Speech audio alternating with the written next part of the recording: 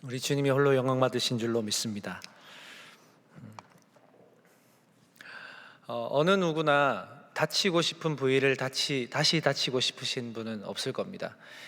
재활한 후에 그렇게나 원하던 일상으로 돌아가서 건강하게 살고자 하는 것이 누구나의 바람일 것입니다. 재활을 잘 마치고 일상으로 복귀하게 되면 이전과는 마음가짐들이 사뭇 달라지게 되는 것을 보는데, 다친 부위에 좀 전보다 신경을 더 많이 쓴다는 겁니다. 아무래도 재활된 부위가 100% 완치가 되었다고 하더라도 그 다친 기억 때문에 좀 조심을 하게 되는 것이죠. 여러분, 제가 축구를 참 좋아하는데요, 축구를 하다 보면 사실 많이 다치거든요. 넘어지고 까지고 또 부딪히고 부서지고, 상대편 골대에 골을 넣어야 되니까 아무래도 격한 운동입니다. 제가 동안교회 오기 전에 대구에서 사역을 했었습니다.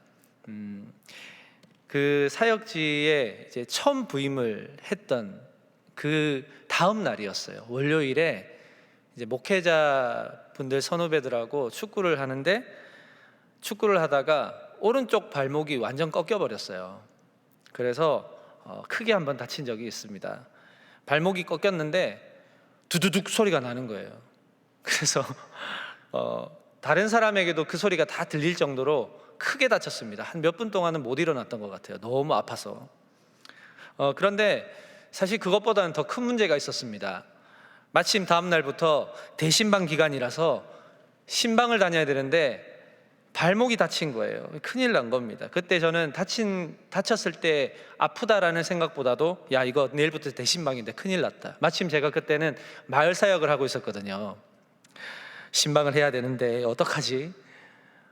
이 생각이 가장 먼저 들더라고요. 그래서 부임하자마자 그 다음날 다쳤으니까 이거 담임 목사님께는 어떻게 얘기를 하나, 그리고 선임 목사님, 다른 부목사님들, 그 성도님들에게는 뭐라고 얘기를 하나, 너무 머리가 하얗더라고요.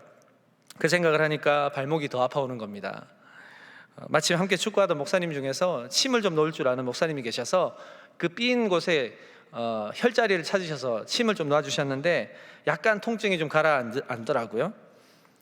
그리고는 겨우 운전을 해서 병원에 가서 사진을 찍어봤습니다. 찍었더니 이 꺾인 인대가 찢어진 그런 사고였어요. 그래서 깁스를 해야 된다고 하더라고요. 깁스를 해야 되는데 깁스를 안 하면 2개월이면 나을 거 6개월 걸린다고 하더라고요. 그래서 저는 머릿속이 복잡해졌습니다. 내일부터 대신방 기간인데 사정을 말하고 미룰까? 어떡하지? 별의별 생각을 다 했습니다. 그 병원 간사의 발목은 종아리처럼 굵어졌습니다. 제대로 걸을 수가 없더라고요. 일단 집에는 깁스를 하고 갔어요. 근데 풀기 좋게 반깁스라고 요즘 있어서 반깁스를 하고 갔습니다. 퀴즈, 제가 다음날 어떻게 했을까요? 대신방을 했을까요? 아니면 연기했을까요? 했습니다. 그것도 그날부터 꼬박 한 달 반을 했습니다. 들리네요. 감사합니다. 걱정해 주셔서. 여러분, 부임하고 바로 시작인데 제 입장을 한번 생각해 보세요. 다쳐서 못한다고 하면 어떻게 합니까? 제 입장도 너무 곤란해지잖아요. 근데 저는 제 입장에서도 부임했는데 다쳐서 대신방 못한다는 이야기가 듣기 싫은 거예요. 그래서 내가 죽더라도 신방하다가 죽자라는 마음으로 시작을 한 거예요. 나름 표시를 안 내려고 정상인처럼 뚜벅뚜벅 열심히 걸어 다녔어요. 신방하는 우리 권사님들하고 열심히 다녔어요. 근데 몸은 아는지 땀이 비 오듯이 오더라고요. 그래서 목사님 무슨 일 있으세요? 계속 물으시더라고요.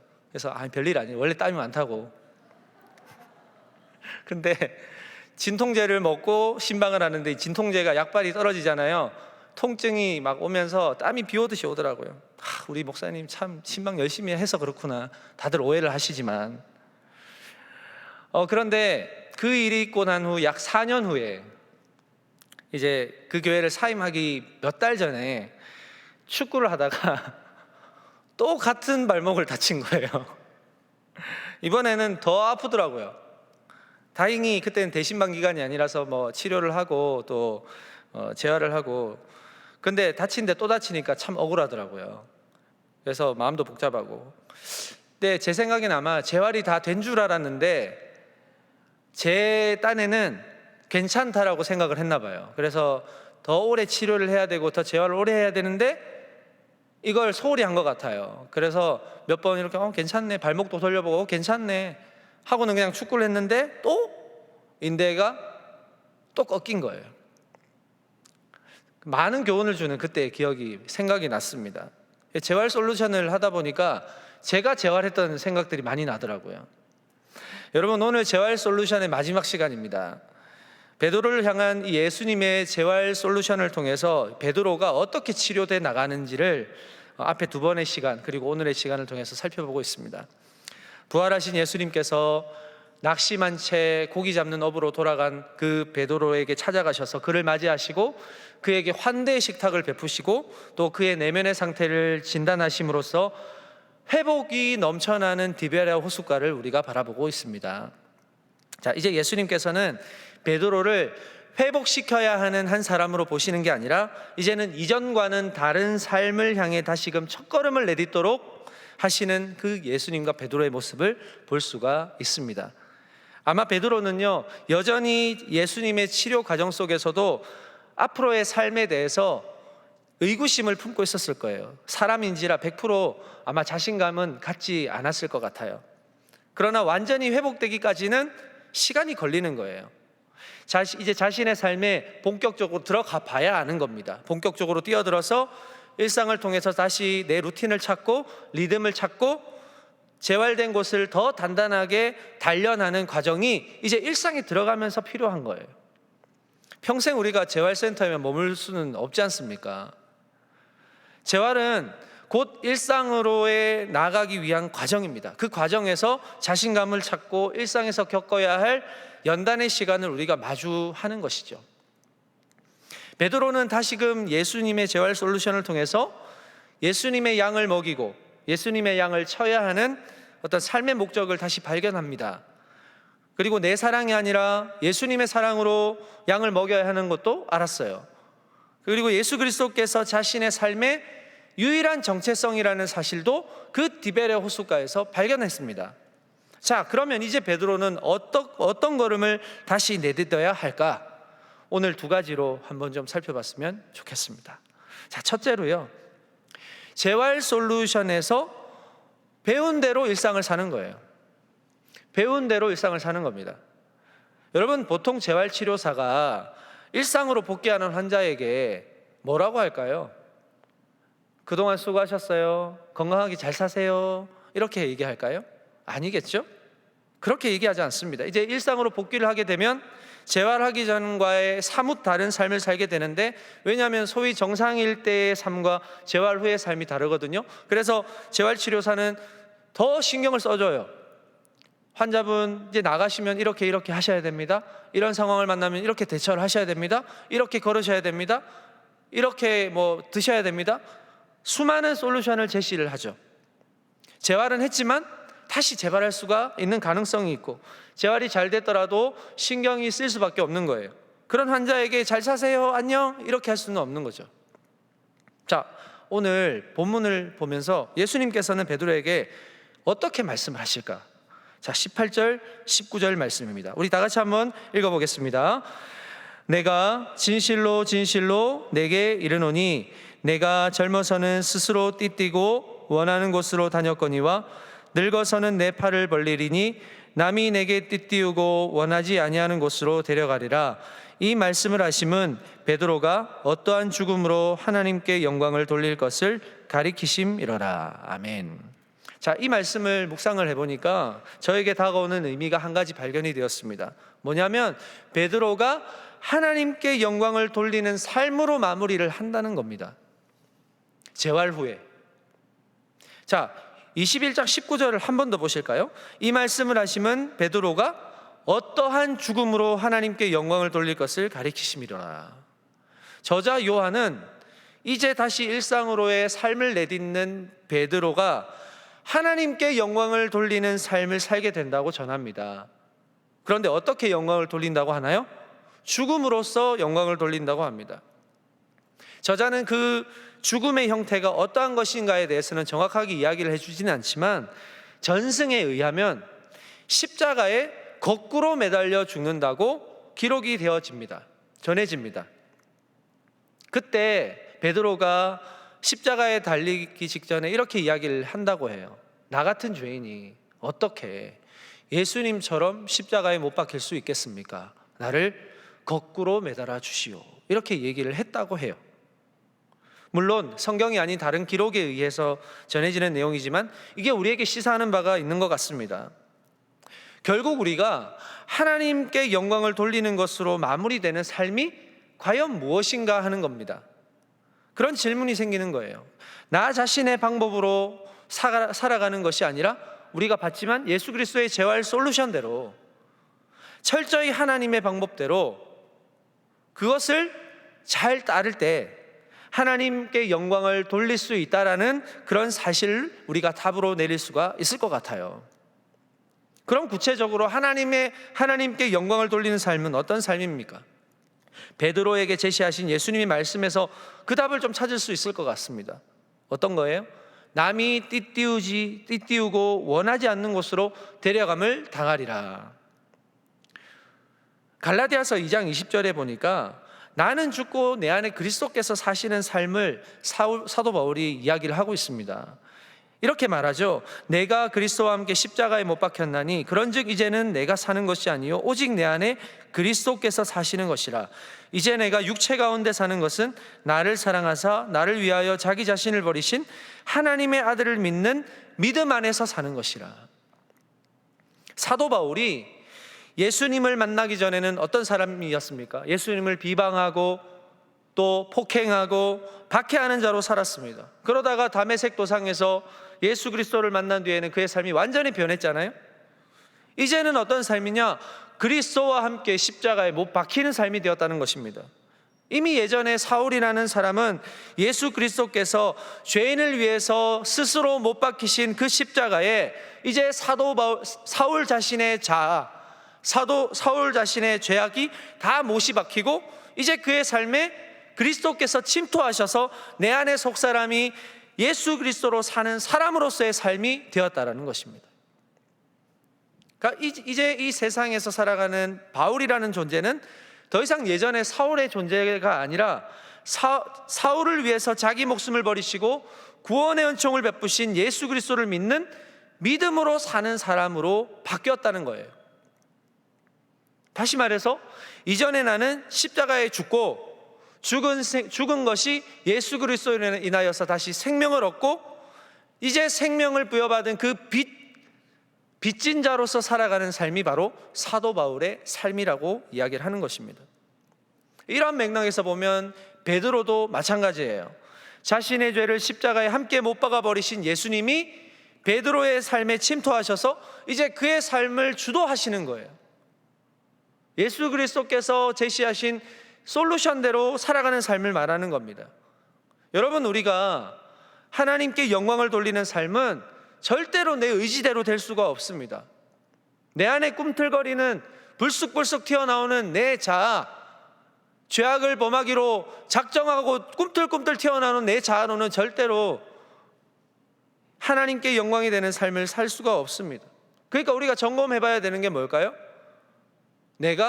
나는 과연 예수 그리스도와 함께 십자가에 못 박혔나? 이거 먼저 확인해야 된다는 것이죠. 여전히 나는 내 삶의 주인이 나 자신인가? 아니면 내 삶을 온전히 예수님께 드리고 그분의 은혜와 그분의 기준과 그분의 생각으로 살아가는가? 여전히 예수님의 내 삶의 주인이신가? 이게 내 삶에 명백하게 고백되어지는 삶이냐? 이거 먼저 확인해야 된다는 것입니다. 그냥 남들이 고백한다고 해서 따라하는 게 아니에요. 그건 내 삶이 아니잖아요. 내가 내 입술에서 내 삶에 우러나오는 그 고백이 나의 비중은 조금씩 줄어들고 나를 주도하시는 예수님의 비중이 더 살아나고 있는가? 내 고백 속에 내 욕심은 점점 줄어들고 나를 향한 예수 그리스도의 그 욕심, 예수 그리스도께서 나를 향한 비전의 고백들이 넘쳐나고 있는가? 그게 중요한 것이라는 이야기입니다. 여러분 모두가 베드로와 같이 죽음으로써 순교함으로써 하나님께 영광을 돌리라는 이야기를 드리는 게 아니에요. 결국 내 생명을 걸 만큼의 가치를 무엇에 두고 사는가, 이거 점검해 보자는 것입니다. 여전히 우리는요, 변해야 되는 게 많아요. 그리고 결단해야 되는 게 참 많습니다. 그래서 모든 게 하루아침에 바뀌지 않습니다. 오늘 결단했다고 내일 삶이 바뀔까요? 아니요, 그렇지 않습니다. 예수 그리스도께서 제시하신 그 재활 솔루션의 그 제시하신 방법대로 조금씩 살아가는 거예요. 재활의 과정이 필요하다는 것입니다. 여러분, 그러면 예수 그리스도 하나님께 영광을 돌리는 삶을 살아가려면 우리 어떻게 해야 될까요? 예수님을 삶의 주인으로 인정하는 것입니다. 여전히 많은 이들이 예배를 하고, 여전히 많은 이들이 찬양을 하고 주님께 고백하지만, 여전히 많은 사람들이 정작 예수님을 삶의 주인으로 인정하지 않습니다. 여전히 나의 삶의 고난, 여전히 나의 삶의 문제, 나에게 닥쳐오는 수많은 그 이해할 수 없는 일들을 가지고 예수님께 고백하였을 때 그 문제를 해결해 주시는 분으로만 우리가 예수님을 생각하는 사람들이 많아요. 그리고 삶이 평안할 때는 정작 예수님을 찾지 않는 그런 사람들이 많다는 이야기입니다. 그러나 우리는 즐거울 때나 슬플 때나 기쁨이 충만할 때나 고난이 충만할 때에도 변함없이 디베라 바닷가 그 호숫가의 한 해변에서 서 계시는 예수님처럼 예수님은 여러분들의 삶에 늘 함께하고 계시다는 것이죠. 그것을 우리가 인정해야 된다는 것입니다. 고난 때는 예수님이 없는 게 아니라 고난 때도 예수님이 계시다는 거예요. 내가 좋을 때도 함께 하시고요, 내가 슬플 때도 내 옆에서 함께 울어주시는 분이 바로 그 예수님이시라는 겁니다. 여러분, 우리가 찬양할 때, 오늘도 우리 디플로 찬양 참 은혜로운 찬양 우리가 함께 했지만, 가끔씩 우리 찬양하거나 기도할 때요, 이렇게 두 손을 올릴 때가 있잖아요. 그렇죠? 두 손을 올리고 찬양합니다. 이건 참 어찌 보면 형식적인 거예요. 그러나 그 고백 속의 의미가 뭘까요? 왜 우리가 손을 들까요? 이건 우리가 주님께 항복했다라고 하는 표시입니다. 주님, 나는 아무것도 할 수 없습니다. 나는 졌습니다. 이겁니다. 나의 무능력함, 나의 부족함을 손을 들어 표현하는 것입니다. 그러면서 나의 입술로 하나님 앞에 시인하는 것이죠. 그러나 우리의 이러한 표현만으로는 전적으로 예수님을 인정했다고 볼 수가 없습니다. 왜냐하면 하루에도 수십 번씩 나의 의지, 나의 생각이 변하거든요. 그러므로 우리는 매일매일 연습해야 됩니다. 매일매일 훈련이 필요합니다. 예수님을 인정하도록 나 자신을 단련해야 됩니다. 이것은 곧 예수님을 나의 삶의 주인으로 인정하는 것이 너무 힘들다는 것을 또한 대변하기도 해요. 너무 힘들어요.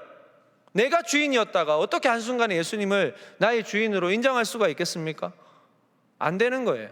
그러나 연습하고 훈련하는 거예요. 예수님을 인정하는 나의 그 삶의 고백 뒤에는 험난한 공격이 기다리고 있습니다.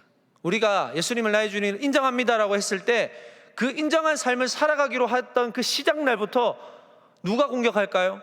마귀가 공격합니다.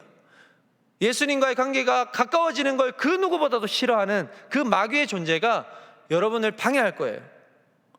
성공의 유혹으로, 돈의 유혹으로, 여러분의 찌들어진 그 일상에 집중 왜 안 하니? 왜 예수님께 집중하니? 이런 식으로 세상적인 흔들릴 수밖에 없는 매력적인 모습으로 나타나서 예수님을 인정하고자 하는 삶을 살아가는 그 사람에게 방해하고 돌아서게 만드는 거예요. 여러분, 그럼에도 우리가 걸어가야 하는 이유가 뭘까요? 우리가 그 길을 왜 걸어가야 할까요? 왜 하나님께 영광을 돌리는 삶을 살아가야 할까요? 그 마지막이 모두가 누릴, 그 삶을 걸어가는 모든 사람들이 누릴 영광이기 때문에 그렇습니다. 여러분, 우리는요, 과정 속에서 영광을 얻을 사람들이 아닙니다. 이거 꼭 기억하셔야 됩니다. 과정 속에서 영광을 얻으실 생각 하지 마셔야 됩니다. 과정 가운데는 절대로 영광이 없습니다. 오히려 고생뿐이에요. 멸시와 천대, 온갖 시험과 고난뿐인 삶입니다. 그런데 왜 마지막이 다르기 때문에. 마지막까지 그 길을 걸어가는 사람은 결국 영광을 맛보는 거예요. 여러분, 사람들은 올림픽에 나가서 올림픽에 출전하는 선수들 온갖 피와 땀과 눈물을 흘려가면서 고생하고 그 결과로 얻는 영광의 금메달은 매우 위대하게 생각합니다. 그러나 하나님의 그 영광의 면류관을 위해서 온갖 박해와 멸시, 고통과 눈물을 흘리는 것에는 쉽게 동의하지 않아요. 오히려 그 짓을 왜 하냐고 미련하게 생각합니다. 손가락질합니다. 여러분, 왠지 아십니까? 보여지는 명예가 없잖아요. 보여지는 게 없잖아요. 눈에 보여지는 결과물이 없기 때문입니다. 그래서 가치가 없다고 생각합니다. 내 삶을 바치는 데 주저합니다. 분명히 여러분 기억해야 할 것은 우리가 믿는 하나님의 말씀은 그렇게 이야기하지 않는다는 거예요. 하나님의 말씀은 그렇게 이야기하지 않습니다. 예수님은 눈에 보여지는 실체에, 눈에 보여지는 결과물에 절대로 흔들리신 분이 아니에요. 하늘의 영광을 다 버리시고 왜 이 땅에 오셨을까요? 이 땅에서 영광을 얻기 위해서 오셨을까요? 아니요. 이미 예수님의 영광과 권세는 저 하늘에 있어요. 저 하늘의 권세를 이 땅에 있는 죄인들도 함께 누리게 하시고자 당신의 목숨을 대속물로 버리신 거예요.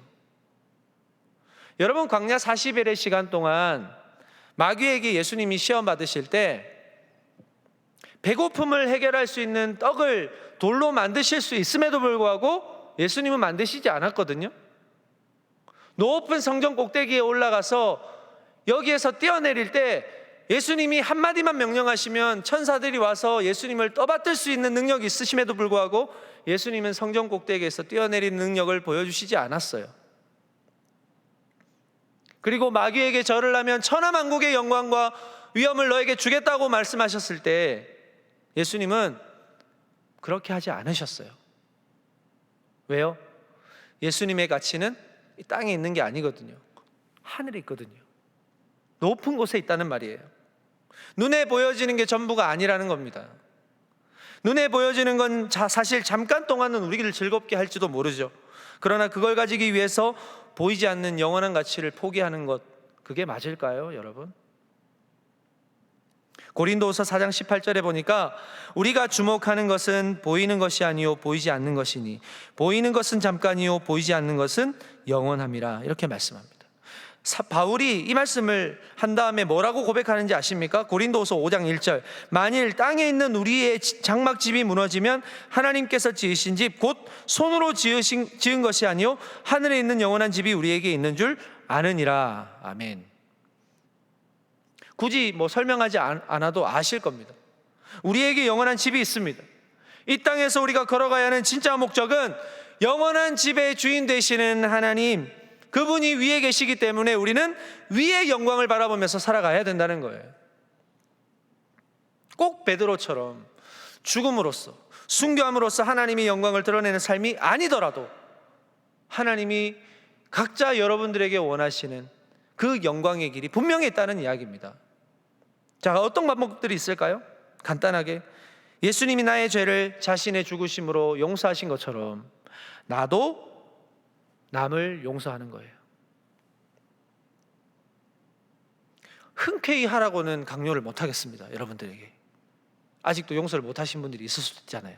흔쾌히 어떻게 되겠습니까? 여러분, 그러나 그냥 눈 감아 주라는 것입니다. 그리고 그때 한번 생각해 보는 거예요. 예수님께서도 나의 죄를 용서하셨지, 나의 죄를 위해서 십자가 지셨지. 또는 뭐가 있을까요? 영광을 위해 거쳐야 하는 고난, 이걸 기꺼이 받아들일 수 있는 마음을 준비하는 겁니다. 로마서 8장 18절, 자녀이면 또한 상속자 곧 하나님의 상속자요 그리스도와 함께한 상속자니 우리가 그와 함께 영광을 받기 위하여 고난도 함께 받아야 할 것이라. 생각하건대 현재의 고난은 장차 우리에게 나타날 영광과 비교할 수 없도다. 하나님의 영광에 참여하는 자를 뭐라고 부릅니까? 상속자라고 부릅니다. 그 상속자가 되기 위해서는 반드시 고난의 벽이라는 이것을 통과를 해야 되는 거예요. 고난이 필수라는 거예요. 그리고 그 고난 뒤에는 뭐가 있습니까? 장차 비교할 수 없는 영광이 준비되어 있다, 분명히 약속을 하고 있습니다. 사랑하는 여러분, 영광은 마지막에 누리는 겁니다. 지금 당장의 영광을 위해서가 아니라 예수님의 방법대로 나를 맞추고 나를 훈련시키는 그 시간을 통해서 나의 시간은 점점 단단해지고 더 성숙해지고 더 겸손해져서 최후의 영광을 누리게 되는 거예요. 이러한 영광에 참여하는 우리 동안의 모든 청년들 되시기를 주님의 이름으로 축복합니다. 자, 둘째로 이전과 다른 삶을 위한 방법은 뭘까요? 앞만 보고 예수님을 따르는 것입니다. 앞만 보고. 자, 나를 따르라라고 하는 그 예수님의 말씀을 듣고 한 제자가 예수님을 따라가는 것을 베드로가 보거든요. 아마도 베드로는 심중에 생각을 하기를 저 제자는 앞으로 어떻게 될까? 궁금증이 생긴 것 같아요. 자, 요한복음 21장 20절 21절 말씀 우리 함께 한번 보실까요? 베드로가 돌이켜 예수께서 사랑하시는 그 제자가 따르는 것을 보니 그는 만찬석에서 예수의 품에 의지하여 주님을 파는 자가 누구오니까 묻던 자더라. 이에 베드로가 그를 보고 예수께 여짜오되 주님, 이 사람은 어떻게 되겠사옵나이까? 저번 시간에 요한복음 21장을 부록의 개념으로 설명을 한 적이 있습니다. 이런 내용 또한 부록에 되게 재밌는 내용 같아요.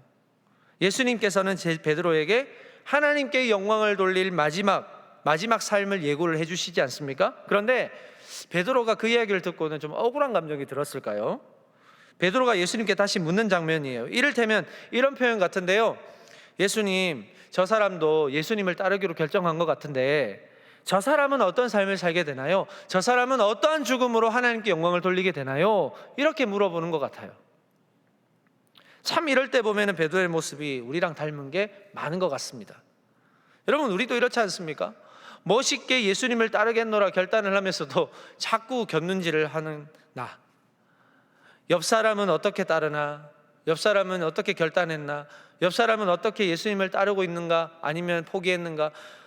주위를 의식하는 나 자신을 계속 보게 되거든요. 여러분, 우리는 결국 이러한 거룩한 결단 속에서도 인간적인 연약함들을 발견할 수밖에 없다는 것을 이야기해 주는 것 같습니다.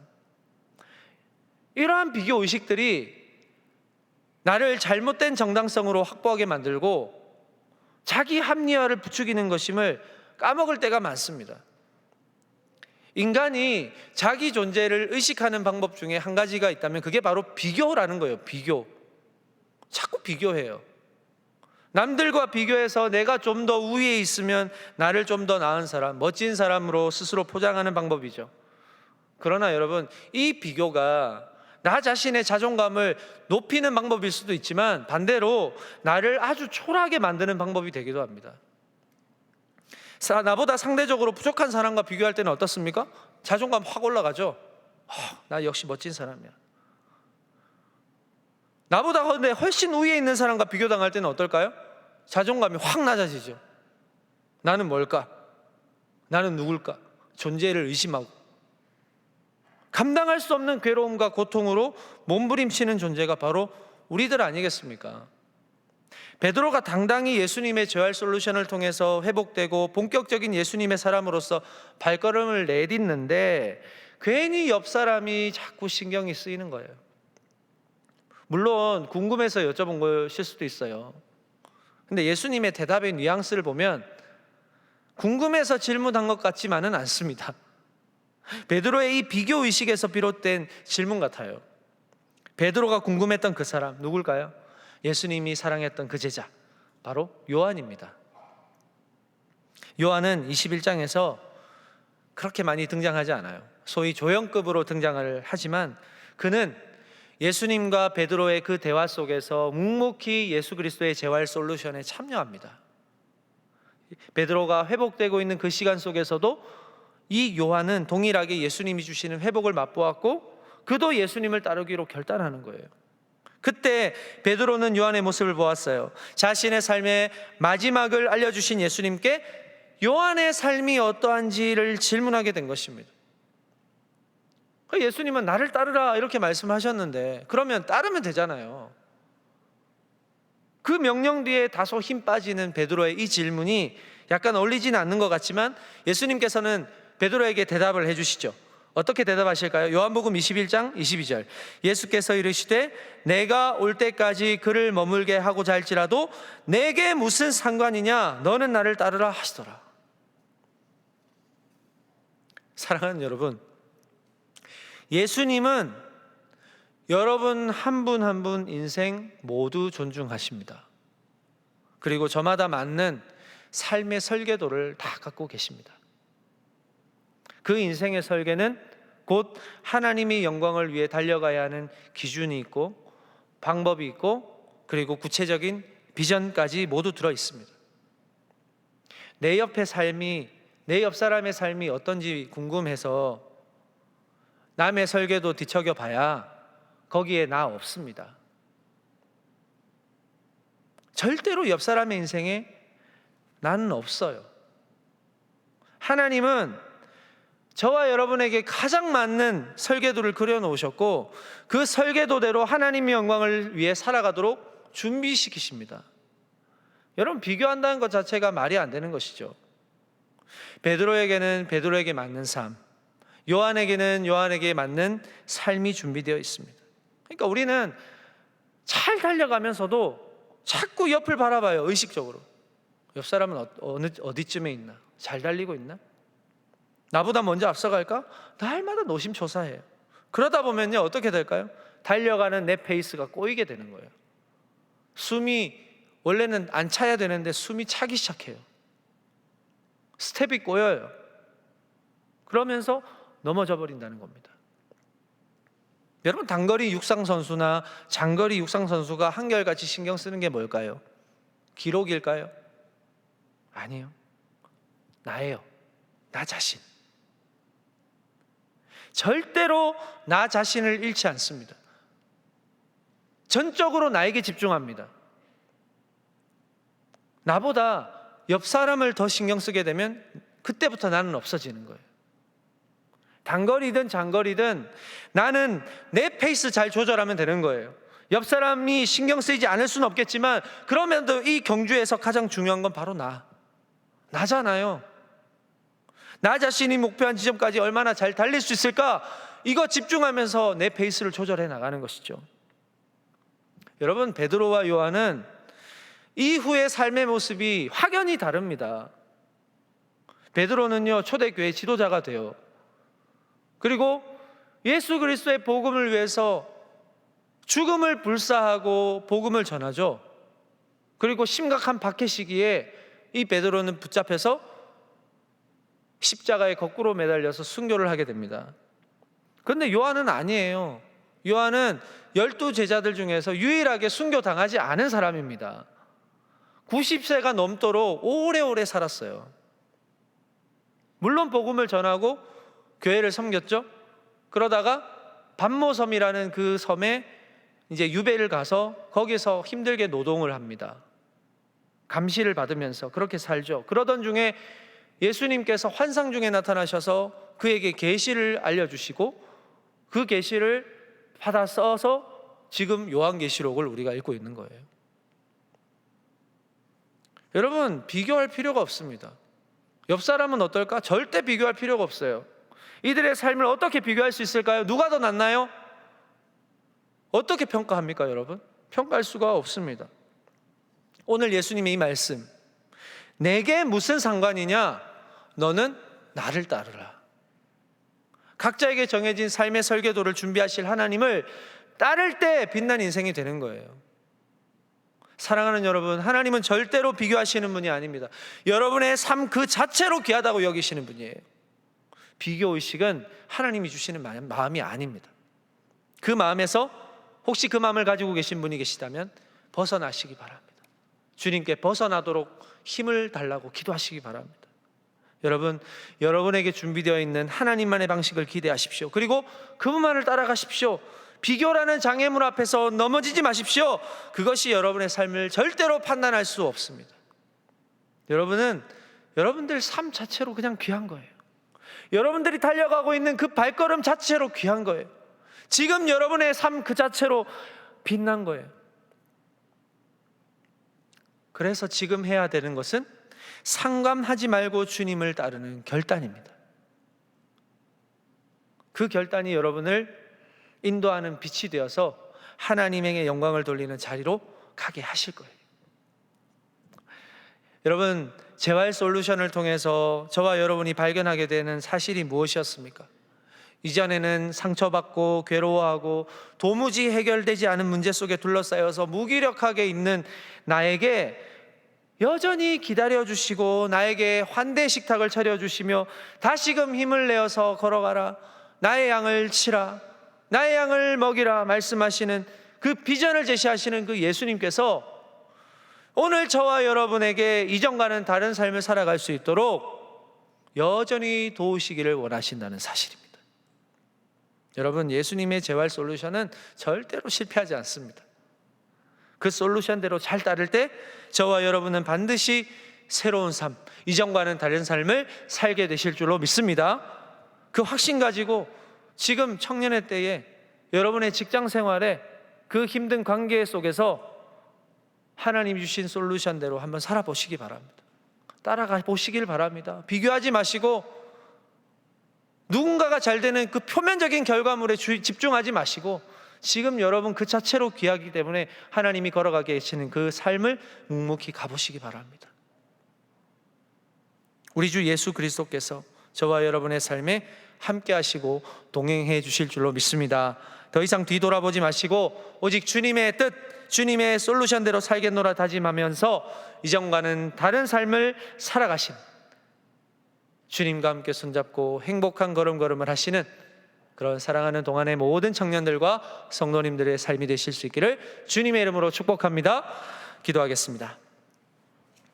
쓰러진 나를 다시 일으켜 세우시고 배불리 먹이시며 날마다 뒤돌아보며 후회만 하던 삶에서 하나님의 영광을 위한 삶으로 살도록 꿈을 꾸게 하시고 용기를 주시는 하나님 아버지 감사합니다. 이제 쓰러져도 고난이 와도 낙심과 절망의 자리에서도 어떻게 일어나야 할지를 알았습니다. 나의 힘으로, 나의 몸부림으로는 불가능하다는 나의 연약함도 발견하였습니다. 오직 나의 등 뒤에서 나와 함께 하시는 예수님께 달려가고 그분께 나의 상처를 맡겨드릴 때 다시 일어나 걸어갈 수 있음을 알았습니다. 주님, 이제 다시 일어나고 싶습니다. 뜨거운 열정으로 주님을 사랑했던 그 자리로 가고 싶습니다. 간절한 우리의 마음을 아시고 회복시켜 주시며 전적으로 주님께만 소망이 있음을 고백하오니 주님, 나와 함께하여 주시옵소서. 나의 치료자가 되시고 나의 영광이 되어 주셔서 나와 날마다 동행하여 주시옵소서. 그런 걸음을 함께 걸어가 주실 예수님의 이름으로 기도합니다. 아멘.